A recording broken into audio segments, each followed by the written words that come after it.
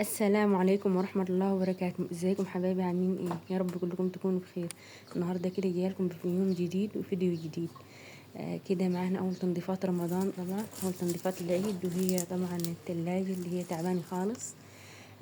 هي طبعا نظيفة وكل حاجة، بس في مشكلة بتحصل كل شتاء ان هي بتراكم تلج كتير يعني وكده في الفريزر، فبيمنع نزول الهواء من الفتحات للتلاجة تحت، فبتضطر ان طبعا الاكل يبوظ وكده، ما بيبقاش ساقع من تحت. فانا بضطر ان انا كل شتاء اعاني من المعاناة دي. طبعا انا قبل رمضان بيومين طبعا فضيت كل حاجة منها ونضفتها ورصيت طبعا كل حاجة فيها انا عايزاها رمضان، من تفريزات طبعا وفواكه وكده، نجففها للعصير. حطيتها كده في الفريزر وظبطتها وتمام. جت اول اسبوع في رمضان طبعا ولقيت الاكل من تحت في التلاجة مش بيسقع قوي يعني وبيبوظ، فاضطريت ان انا افضي منها كل حاجة. وهنا طبعا انا بوريكم جبنة موتزاريلا صوابع خطيرة يعني حلو. ده توم طبعا مفرزة. فلقيت ان هي التلج طبعا متراكمة فيها خالص كده من فتحات التهوية بتاعتها من ظهر التلاجة، فاضطريت ان افضي كل حاجة منها واسيحها. بجيب مية كده سخنة من السخان، لو ما عندكش سخان طبعا بتغلي مية على البوتاجاز، فبقيت اكب كده على ظهر التلاجة وفصلتها نص يوم كده لحد ايه التلج كله مسح، رجعت فيها كل حاجة تاني ومسحتها وتمام. اخدت اسبوع كويسة خالص ومتلجة، وبعد كده رجعت تراكم التلج تاني فيها. معرفش ايه السبب طبعا، ان انا عليت الدرجة من فوق. هي طبعا في الفريزر A و B و C السرعات بتاعتها اللي انت بتعلم وتوطي منها، ومن تحت 1 و2 و3 و4.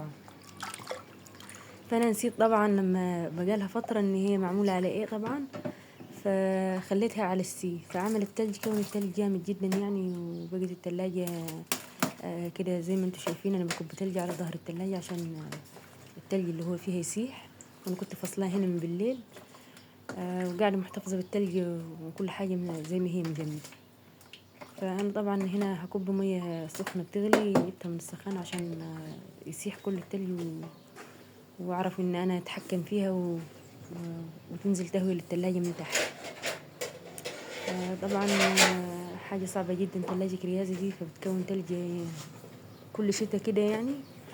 فهي هي حاجة واحدة، يا هو أنا عليت درجة التبريد بتاعتها، يا إما السخانات بتاعتها لو عملت نفس الحركة تاني بعد ما عملت خطوة التنظيف دي بتاعتها، يبقى أكيد السخانات بتاعتها باظت وعايزة تتغير. فدلوقتي في رمضان طبعا مفيش وقت، فخليها بعد العيد طبعا نجيب فن الصيانة بتاعتها ونظبطها إن شاء الله. فزي ما انتوا شايفين انا كبيت ميه هنا، ولازم الميه تنزل من الفتحات اللي انتوا شايفينها كده في ظهر في التلاجة من تحت. كده يبقى لو نزلت الميه يبقى كده تمام، الفتحات اتسدت. فانا ما اكتفيتش ان انا اشغلها، انا سبتها باقي اليوم قبل المغرب كده ورحت مشغلها. فكان كل التلج اللي فيها ساح، وانا غسلتها بميه سخنه يعني عشان لو فيها اي تلج في ظهر التلاجة من ورا يسيح وكده. فانا هنا طبعا ما كنتش ناوي اغسلها خالص، لان زي ما انتم شايفين تلاجة زي الفل ونظيفه، وانا طبعا ايدي فيها على طول، ما بخليش اي حاجات كده تقع فيها. لو في حاجه اتكبت غصب عني ولا حاجه بنضفها على طول. فانا هنا مسحتها طبعا زي ما انتم شايفين بقماش، وفرحانه طبعا التلاجة نظيفه مش هغسلها. فانا قلت لا بقى، طالما انا فضيت كل حاجه منها هغسلها بالمر وانضف، عشان انا قبل العيد بيومين لازم كده بغسلها وافضي كل حاجه فيها مش عايزاها، باجي اكل رمضان. فانا هنا زي ما انتم شايفين كده غسلتها ونضفتها وبقت فل شمعة منورة. آه طبعا بعد ما فضيت كل حاجة منها ما ينفعش ارجع في حاجة تاني قبل ما انضفها. غسلتها من فوق طبعا وفرشت عليها قماشة وكده، فبقت نظيفة وزي الفل. وهنا طبعا رجعت كل حاجة فيها عشان خلاص كان بعد العصر يدوبك كده الواحد يعمل فطار ويشوف هنفطر ايه. فسبتها براحتها، شغلتها وسبتها براحتها لحد بعد المغرب. هنا طبعا البوتاجاز احنا عارفين طبعا كلنا احنا في رمضان مقليات طبعا الزيوت وكده، في البوتاجاز لازم كل يومين 3 كده لازم تغسليه مع المسح. طبعا احنا بنمسحه يعني، فلازم من الزيوت وكده بنضطر ان احنا نغسله وكده وننضفه. وانا اديته تنظيفة عميقة طبعا عشان يلمع ويبقى المطبخ كله ايه نظيف، ميبقاش تلاجة بس. ما خدش منه وقت يعني، ما رشيتش عليه اي حاجات مذيبة للدهون وكده، لانه هو زي ما انتوا شايفين يعني مش مستاهل. فهو نضيف، انا غسلته كله كده بالمية والسلكة ونضفته خالص يعني. انا كنت عملت البلح قبل طبعا نص الدجاج من هاك الجت تنشف. جينا بقى الفترة الفطار طبعا. جينا كان بعد العصر طبعا بشوية، الساعة 4 فأنا عملت العصفاج كده. لحمة مفرومة وفلفل ألوان وفلفل حراج، فظبطتهم كده وهنا طبعا فردت الجلاش. كنا عاملين جلاش باللحمة المفرومة، وحطيت عليه وش جبنة موتزاريلا، فكان طعمه خطير يا جماعة. كلنا طبعا عارفين خطوات الجلاش، وكده كنت عامله له تشريبه باللبن والسمنه، وحطيت نص معلقه كمبودر وبيضتين وشويه فلفل ومعلقه دقيق، فقلبتهم كده كويس في بعض، وكنت بدهن بيهم طبقات كل ورقتين جلاش بدهن بيهم الطبقات، وبيبقى طعمه خطير تحفه جدا. جربوه وان شاء الله هيعجبكم.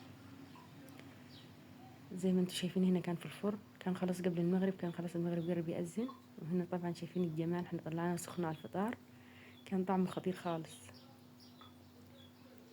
ما تنسوش يا جماعة تحطوا لايك وتشتركوا في القناة وتفعلوا الجرس ولو انتوا حابين وصفات معايا في رمضان تاني تشوفوها، احنا لسه فاضل في العشر اواخر. طبعا كلنا في الايام الاواخر دي بنتعبد والعبادة يعني لازم نفضي نفسنا كده شوية.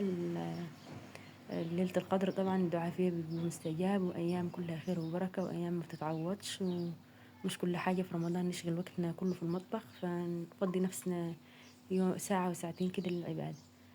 وطبعا هنا كنا بنفطر طبعا، عملنا جلاش طبعا ومخلل والبلح والعصير، والحمد لله ربنا يديمها نعمة ويحفظها من الزوال طبعا، ويتم عليكم الأيام كده بخير. وما تنسوش تشجعوني يا جماعة بلايكات، عشان كده القناة تكبر وتحلو بيكم. والسلام عليكم ورحمة الله وبركاته.